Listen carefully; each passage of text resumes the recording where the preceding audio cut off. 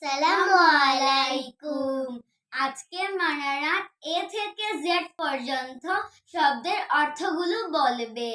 Manarat A for apple, B for ball, C for cat, D for dog, E for egg, F for fish, G for goat, H for house, I for ink, J for jar, K for kite, L for lamp, M for moon, N for net, O for ox, P for pen, Q for queen, R for rat, S for sun, T for tiger, U for umbrella, V for van, W for water, X for X-ray, Y for yellow, Z for zebra.